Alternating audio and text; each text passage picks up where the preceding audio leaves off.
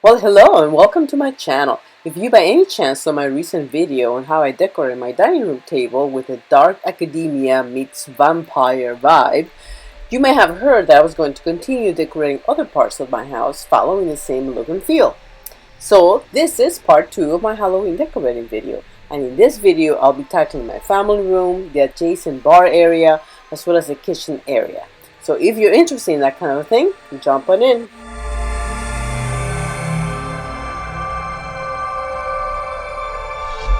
I'm going to work on these lanterns, which I made a long time ago. It's one of those DIYs that two people share on YouTube and so forth. And I had them on my front porch for a while, and then I had them on the garage, and they've gotten pretty beat up, and so I need to do some repairs. But I think I'm going to use them by my fireplace. I'm going to use a tall and a short there, and the medium size I'm going to use in the front table. So I'll show you how that goes. I think the other thing I'm going to do, I don't know, since they're beat up anyway, I'm gonna kind of play into it. I think I'm gonna rub some gold paint on them to kind of give them the kind of almost aged kind of look. And these things, because they're really not made with wood. I mean, this part is wood, but this part is more like those little cardboard boxes that you see at Dollar Tree all the time. That's how the DIY was.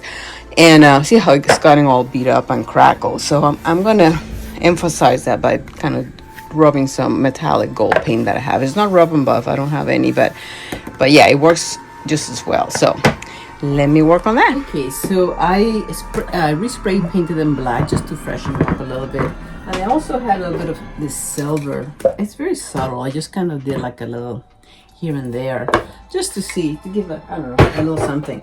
And now I'm gonna go with the gold. This is a gold metallic paint, which I'm gonna use as if it was rub and buff, even though it's not. Just to try to pick up kind of the edges. I don't know, it makes it look, I think, a little bit maybe more like an antique thing.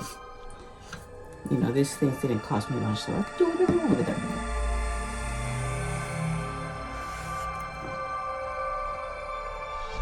See, you know, you need rubber buff. You could just use paint on the finger. See what I'm talking about? It's that kind of thing. So I got three to do, and they each have 4 sides. So I'll show you in a bit. I don't know if you can see the difference.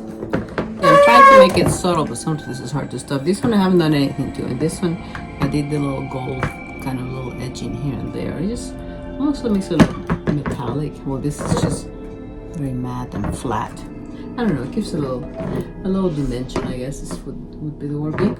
Okay, so now I gotta do the same thing to the other two.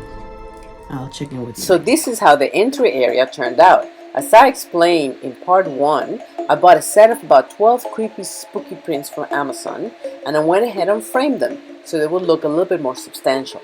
I put them in 3 different areas of my house: the dining room, here at the entryway, as well as in the bar. You can see also that I decided to use one of the lanterns that I fixed on this table.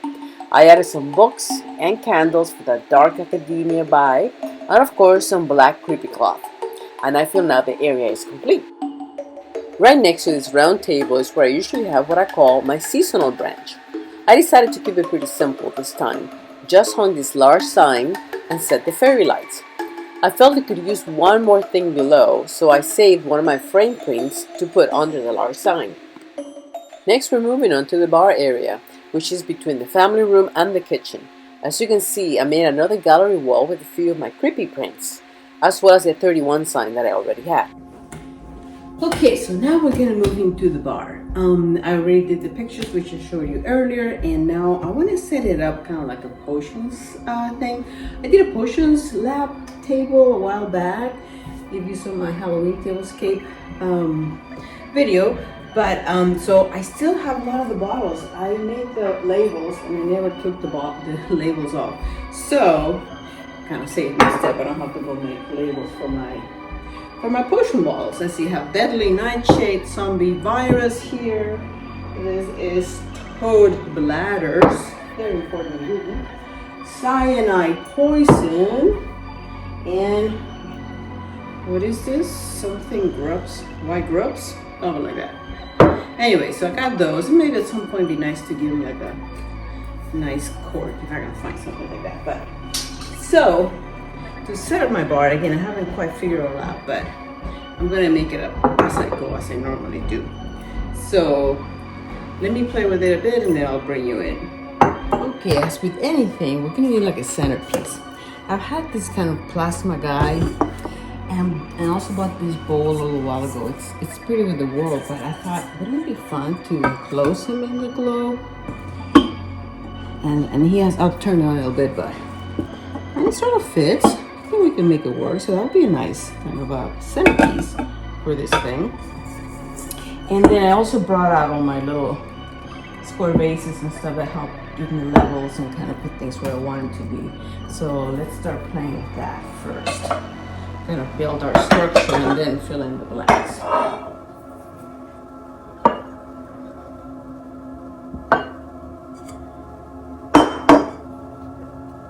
I gotta put his phone.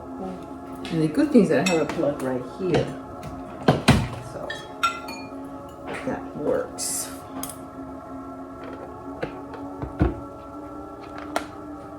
He's kind of fun, huh? So, because I need to see if this would work.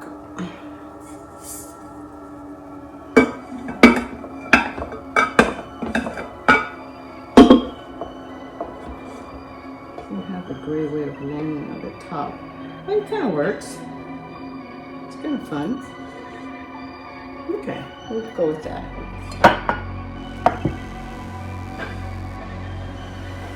Put a little quick shell on top. Oh, let's just make sure he doesn't fall down.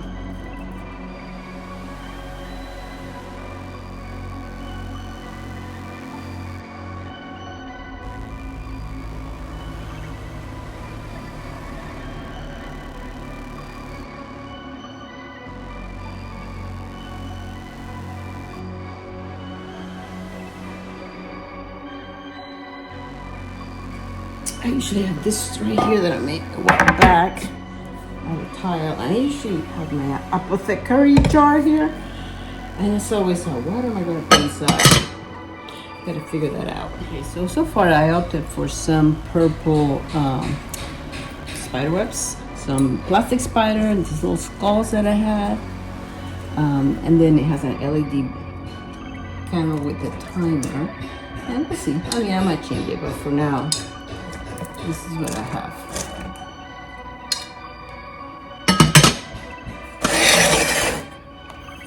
Okay. So here's the final bar. I put a lot of more of that purple spider webs everywhere. A few of the little things that I had, some black candles on my bottles. And I'll later show it to you all lit up with the candles and the skull lighted up. So let me give you a quick look at how the bar turned out. I've had these skulls here from a Trader Vic's. It's one of those tiki bars and they bring you the drink in one of those. I'll show you a later version with lights and all that. I'll probably add some fairy lights to this as well. There's all my potions and all my gallery of dead people. I went ahead and added that sign up there from Dollar Tree because this is sort of like an apothecary kind of bar. I don't know if there's such a thing, but I'll give you the view later. But for now, so there you have it. I tried out my vinyl window and mirror clings right here on the countertop, and I thought they worked really well. It is fun to put things in unexpected places. Here's a view of the bar area all lit up at night. And if you know me, you know I had to add some fairy lights and on a timer.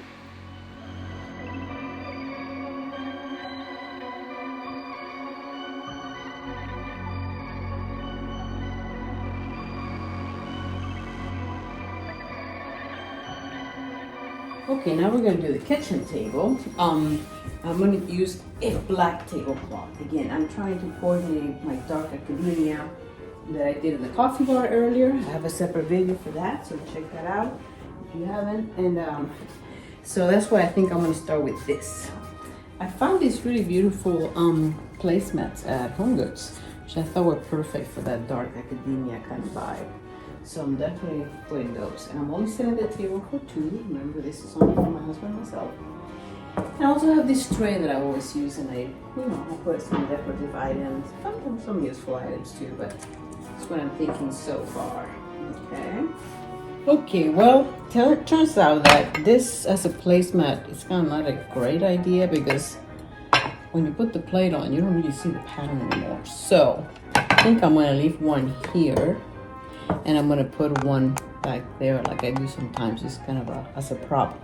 Now it's an issue of figuring out. These are the plates that I think I want to use. I love these black and white plates. So I got three options. Either gold charger. I have this kind of wood looking thing. It's like a gray wood. It looks nice. I don't know if you can tell. And then the last one that I have as an option, it's a copper, which I thought it was going to work the best.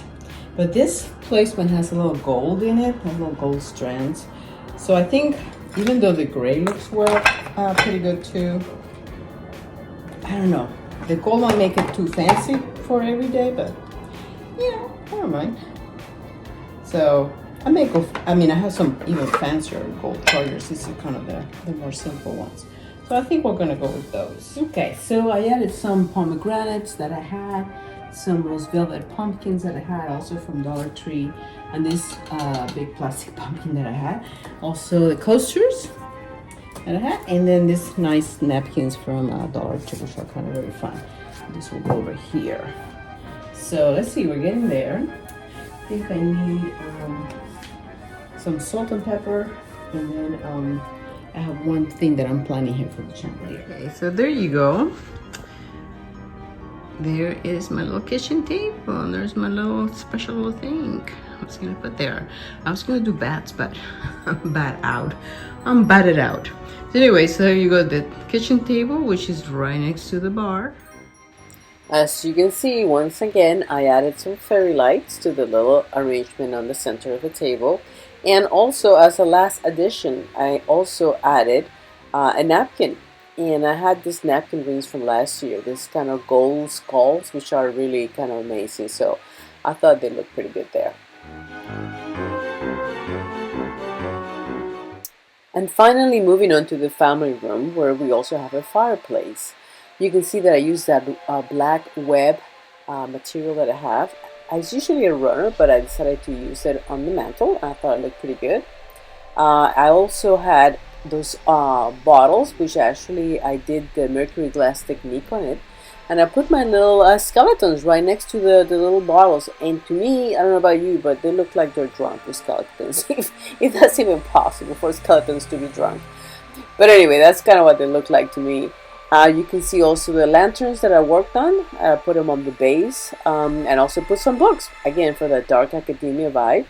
They're my drunk skeletons again. And my little birdie, I try to kind of give him a little bit of some help and add some feathers. He still looks kind of rough though. But yeah, I'm pretty happy with having brought those lanterns back to life and not letting them kind of die in the garage. That's still worth doing. So there you go. Thanks so much for watching, and don't forget to subscribe and come back for part 3, where I'll be sharing my outdoor decor, where I reuse and repurpose some of my old DIYs. Until the next time, and have a happy and safe Halloween.